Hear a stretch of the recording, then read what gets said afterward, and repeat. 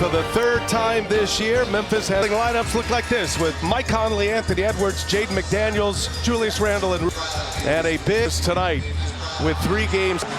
And the Grizzlies coming off a win against Charlotte. Morant gets up the first. You know what? It's what I love about Anthony Edwards, and it sets him apart from a lot of the stars in this league. He's a great offensive player. Who's he opened the game on? Ja Morant. Most guys who are the primary scorers on teams are getting hidden on weaker offensive players. Anthony Edwards wants the challenge. Payne with the steal. Missed opportunity. That looked a lot like what we saw from Minnesota in the fourth quarter against Milwaukee. As Payne on the little floater comes up short. And on the other end, Mike Conley, still very popular here in Memphis. Got a big ovation. They were sure to announce him first when they introduced the opposing team. As Payne, his jumper, and Memphis tonight.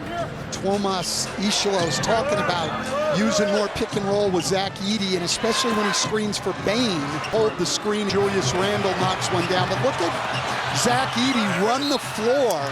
Now, his 7-8 shooter and scorer. Great success in the Euro Leagues.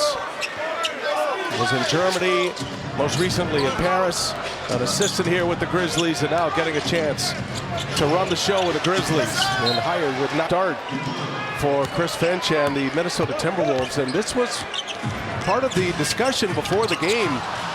As Memphis gives it right back, Edwards runs the floor and puts it down. Well, as far as the turnovers, look, that's how Memphis plays. Memphis attacks you at both ends of the floor, and they force a lot of turnovers. Really good shape. They have the tiebreaker over Memphis. There are so many teams involved here as Julius Randle. Yeah, Randle's off to a start that looks like he's back to that 2021 season where he shot over 40% from 3. McDaniels probing, will wait for his teammates and they'll reset it. And Conley gives it right back. McDaniels left open. And there's Edey to clear the rebound. Edey the last 6 games averaging 14 boards a game as Jaren Jackson landing really well of late too. Last 7 games comes in at 42% from 3. Randle, Edey's out there on an island. Tough matchup for Edey. Randle shoots over him and hits one. Julius. It was great defense by Zach Edey. Randle, this all of February, had that adductor injury. Been back since March. Morant going to work. Hangs and scores off the glass. And he's already having a quick chat on his way down the floor with Jonathan Sterling, saying he's been fouled twice already with no calls. Edwards open for 3. Randle set him up. Minnesota plays one of the best three-point shooting teams in the league. 5th in makes, attempts, and three-point percentage. Williams strong with the conundrum that Minnesota found themselves in against Milwaukee on Tuesday. A lot of teams don't really deploy the zone against Minnesota because of their success from beyond the arc, but Milwaukee stuck with it. Gopes and the Wolves had no answer. Game like that, you got to call that an anomaly though, don't you? Well, we'll see. I mean, you're certainly going to see it again. After that game the other night, they're going to see it again until they prove that they can overcome that. 3 games left in the schedule. Edwards hits another. Great superstars in this game, and now has Olympic gold on his trophy case as well. Morant again, he is upset he's not getting the calls. I do think he got fouled on that one, but you can see the real contrast in style. Randle. Minnesota with 4 made threes, 5 made 3. Memphis is on the attack all the time, trying to get to the basket.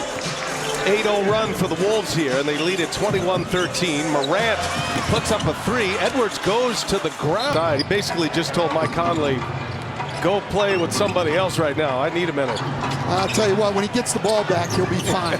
Paul's got energy. I told you. He says he's the good. Great healer. The great healer of NBA players, the basketball. You always say that.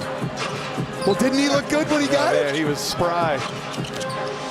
Williams, he gets to start tonight. Williams, no look out to Payne. Payne rips.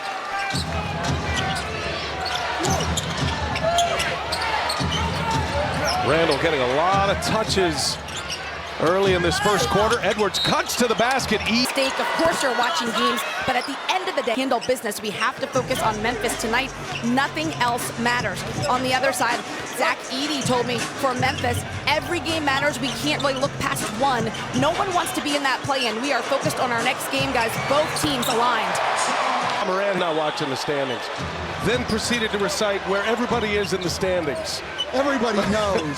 but he did make a great point, Chris Finch. The only thing you can control is how you play on the court. The rest of it's out of your control. Here's Ja Morant once again taking on Gobert. He's done that. He's got a beautiful float game. And Morant with a little push here for the Grizzlies. Minnesota went on an 8-0 run before Desmond Bane hit that three-pointer. And now Bane with the ball in his hands.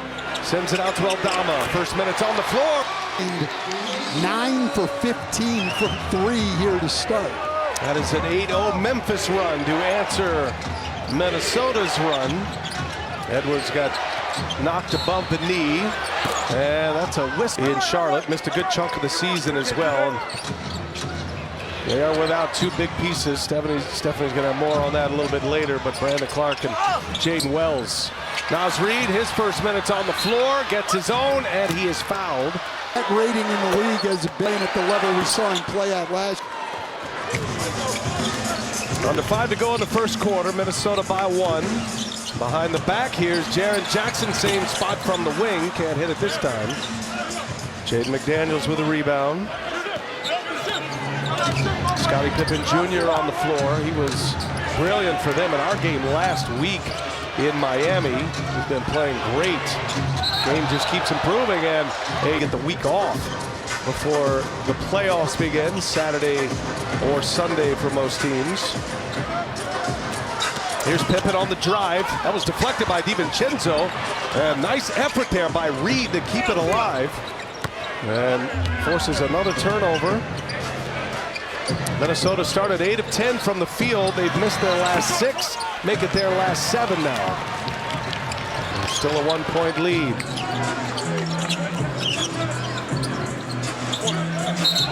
And Jackson steps on. The Jackson Jr. was a Memphis team that has been better lately, but has struggled with turnovers for a good part of the year.